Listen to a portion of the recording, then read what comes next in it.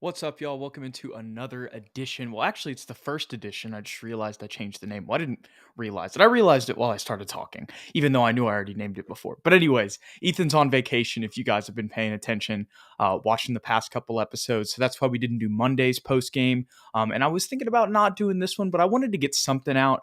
And Ethan's going to be out for another week as well. He's got some other stuff going on. So, just for the time being, I wanted to keep some content going on the channel. So we're going to be doing these rapid reactions to games instead of post games. So I'm basically just going to go through um, a couple different things in the show here, just to recap the game real quick for you guys. Obviously, it won't be the same without our guy Ethan, but it was a solid performance for our man Malachi Branham, as Adrian says in the comments. But just to go back to explaining a little bit of what this will be, I'm just going to have some overall stats and thoughts on the game, then go through all the players that played, talked about each of them individually, then wrap up and preview the next game. So Spurs lost tonight 120 to 110 against the Hornets. This was a tough one for me just because of the fact that, there's someone in the tier of the Spurs. Obviously, the Spurs still without Romeo Langford, Trey Jones, Kem Burke, or Birch. Not sure how to pronounce it yet. We'll learn once he plays. He's out as well. And then I'm forgetting somebody. Well, of course, Devin Vassell. You can't forget him. But yeah, just a tough one for the Spurs tonight in that aspect, is this is one of the games where they had a chance to win, and you saw that Pop was getting on them in this one, really ripping into them. There were some people at the game tweeting at Matthew Tinnon, I believe. Might have been Jeff McDonald, actually, now that I think about it, for the San Antonio News Express, who were like right behind the Spurs bench, and they got a good shot of Pop yelling at the guys. And I think that the intensity from him was just a little bit up because of the fact that they actually had a chance to win this one. But with that being said, it just kind of was what it was. It still was what we've been seeing throughout this entire year, really since the 5-2 start, which has just been, the Spurs are keeping it competitive, but at the end of the day, they're falling short just because of the fact that it's once again almost a new team. Not only was before the trade deadline this kind of the ailment of the Spurs, but now they're having to throw Charles Bassey in there. They're having to throw in Devontae Graham. And he's got some defensive struggles of his own. He's been able to get some steals, make some plays, but I remember Keith's comment back at the trade deadline recap where he was talking about how he's really has some struggles defensively. We've definitely seen that play out for sure.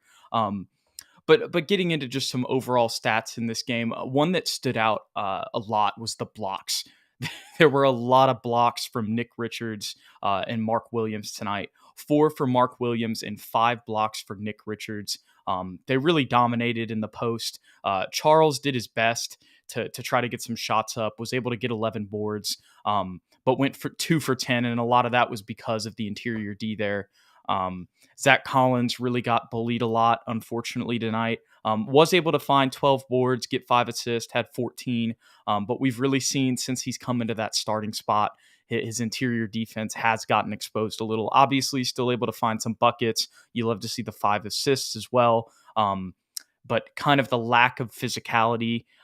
Obviously, Charles has physicality, but the lack of physicality paired with the lack of experience from Charles was really taken advantage of by the two bigs there from, I believe it's Duke and Kentucky, or maybe they might both be from Duke. Yeah, Mark Williams is from Duke, and then Nick Richards. Nick Richards is from Kentucky, so I wasn't off there. So those two powerhouses of college basketball, if you will, obviously they're just kind of run, jump, and dunk guys, but definitely were dominant tonight, and that was a key stat for sure. Looking at some of the other team stats, field goal percentage, Spurs shot 38% tonight, so that was real tough. Took 11 more shots than the Hornets tonight, but shooting that percentage, weren't able to get the job done. Hornets shot 44%, were 43 of 96. Spurs were 41 of 107. They also beat them in the 3-point percentage battle, 14 of 35, 40%. Spurs were 13 of 38 for 34%. Really didn't see much from Keldon tonight from the 3-point line other than one shot. I believe that was one thing that stuck out to me. Yeah, he was 1 for 6 overall from 3, was able to get 21, get 8 boards and 4 assists, but 6 for 20 overall. Not the best shooting night for Keldon. You love that he was able to get to the free throw line as well and just try to find some way to score. He was 8 of 9 there, was able to get up to 21 points. The rebounding battle, 58 to 58, so it was tied there. The Hornets won the assist battle, 26 to 24. They had 8 steals, while the Spurs had 7, but 12 to 6 on the block. So once again, Mark Williams and Nick Richards really showing out there. They had 16 turnovers. We had 15. We had 21 fast break points. They had 14. We had 54 points in the paint. They had 52, but we had 24 fouls to their 17. So the blocks and the fouls are really kind of what stood out in this one tonight. And if you look at the overall scoring, just quarter to quarter, 32 to 32 at the end of the first, 28 to 25 at the end of the second, 33 to 29 in the third, and 27 to 24. All of the quarters that had in it that were different, that weren't 32 to 32, were wins for the Hornets. So, there were some back and forths for sure in that second and third quarter. When you just look at that and when you're saying it can kind of be misleading because it seems like the Hornets were just on top the whole time, but the Spurs did get up to a lead of 10, and the Hornets' largest lead was 12. So really, it was kind of, once again, that same story we've been telling you guys all year, that the Spurs were able to stay in it until the fourth quarter and eventually just made too many mistakes and weren't able to pull it out. And this is also coupled with a lot of veteran guys and guys who just, have been playing in the rotations being out. I mean, there's a lot of games where, you don't really know, like, for example, the Cavs game that was super close this Monday. If you just say like, oh, well, if Devin played and Romeo played and Trey played, like, they'd win, you could say that, but because it's the Cavs, it's a little bit of a slippery slope. I would say, like, for a team against the Hornets in this game, having those guys would have for sure made a difference. Just getting to some of you guys' comments. Adrian, I see you said, I came into this season expecting to watch plays instead of watching games. Els, watching the guys get better this season and develop. Absolutely. That's another great point. We've been harping that one home all year. Adrian, we appreciate you being in here.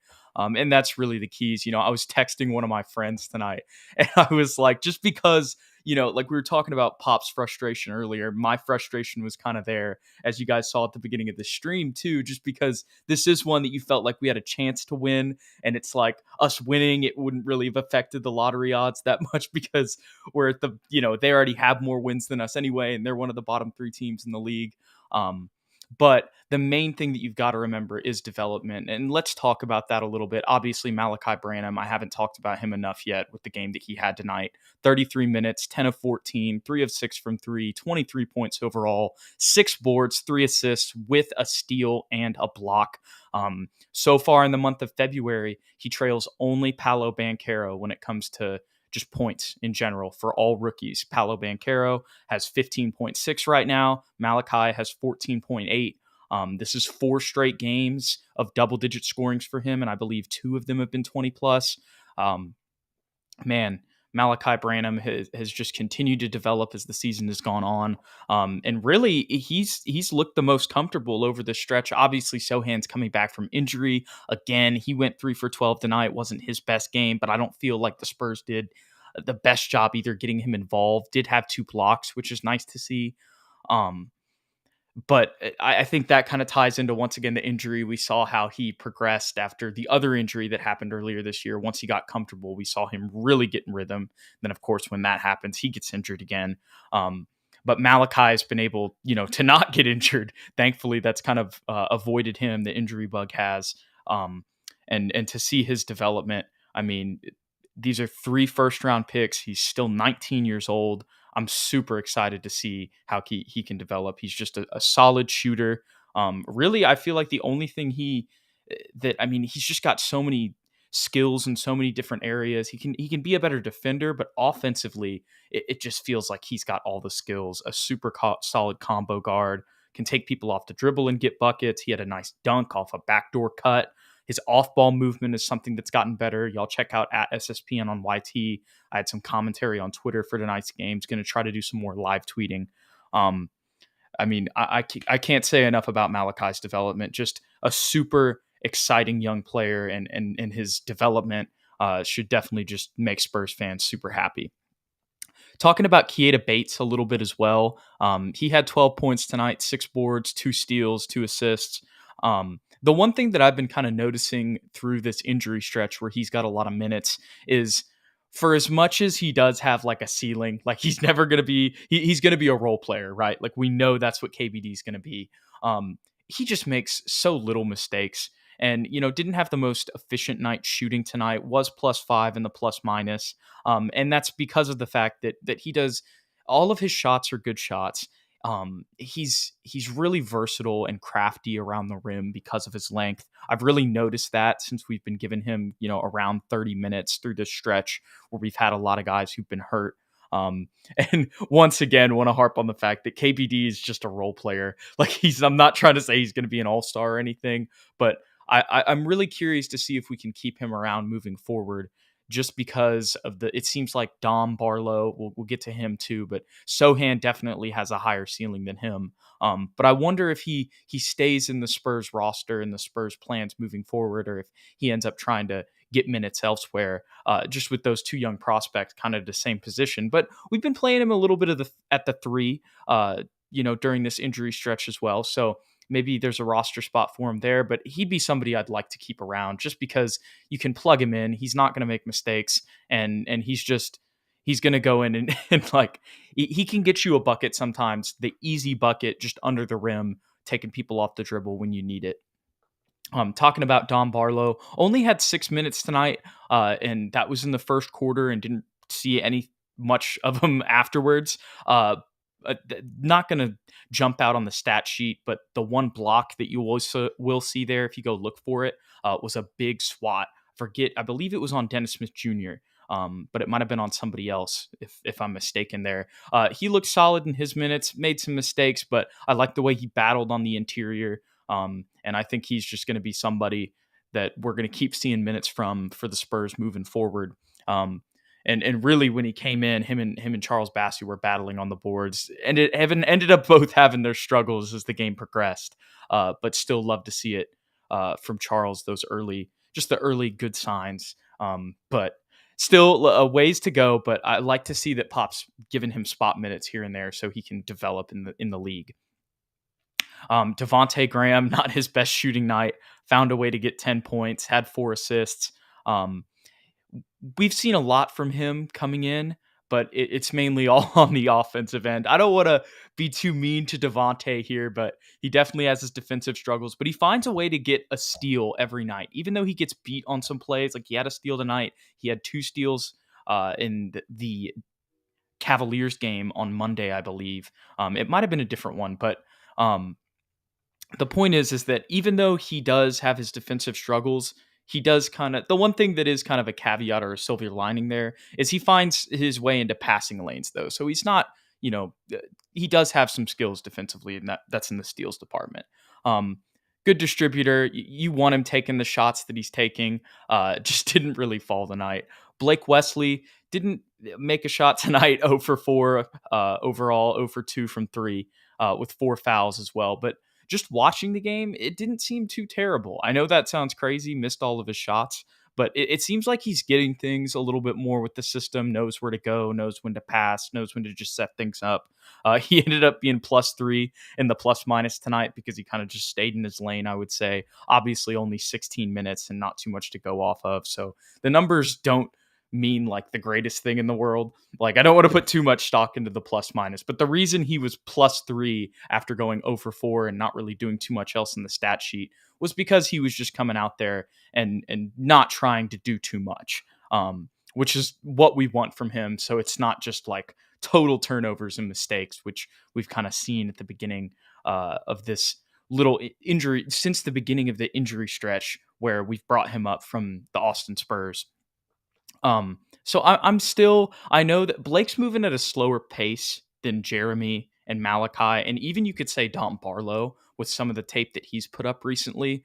But at the same time, I'm not too worried about it. Like the one thing that I think Spurs fans forget a lot of the times is like, think about it. Like Keldon didn't even really play. Obviously, those were different teams, but a lot of these rookie guys, they sat in the G League and they'd get some spot minutes here or there, but they didn't even really play their rookie year. So these guys getting these reps as rookies, even if it looks rough, especially when you consider the team surrounding them. Um, just think about how Keldon looked in his second year, how Devin looked in his second year. I really think Blake has a lot of potential. He's got a lot of athleticism. He's super quick. He's fast twitch. He's got a nice handle on the ball.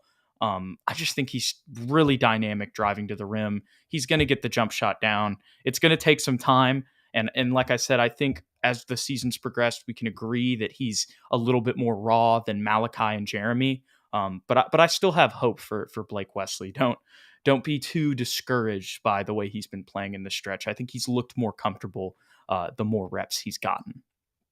Doug had a good game tonight, 5 for 7 from 3, 17 points overall. I really liked the way he was moving off screens with Charles and Dom in. They were setting hard screens in those 6 minutes that Dom played. Really freed up Doug on the off-ball movement. We're going to need more of that moving forward, especially with Jay Rich being out. And hopefully we can maybe get Blake handling the ball with Devontae running off some more screens, because a lot of his threes that he's been taking, and he's been taking a lot of them, have been off the dribble. And I don't mind that, but it's like, we got Blake Wesley playing the two out there.